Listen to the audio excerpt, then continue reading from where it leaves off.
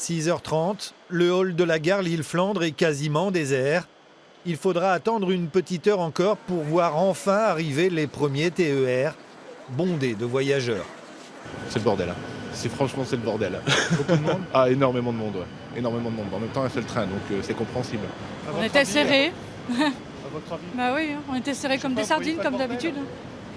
20 minutes de retard quand même au train annoncé. Annoncé 6h40, il est parti à peu près 7h. Mais bon, c'est avec, hein.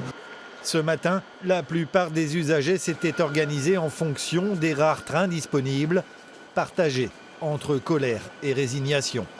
J'ai vu qu'il y avait un train le matin pour aller là où je travaille et un train le soir pour rentrer. Et du coup, je finis à 11h, mais je vais devoir rester 6 heures de plus au travail, c'est pas grave. J'ai dû me lever beaucoup plus tôt que d'habitude. Voilà, une bonne heure et demie avant l'heure normale. Le tout, c'est de s'organiser et puis qu'ils ne nous prennent pas trop en otage, quoi. Mais bon, voilà.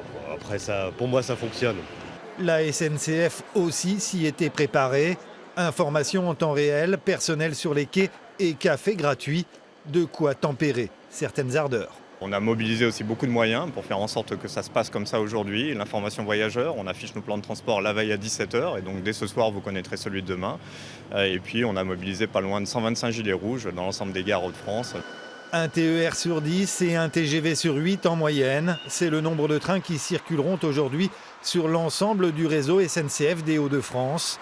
Une situation de blocage qui devrait perdurer encore un certain temps.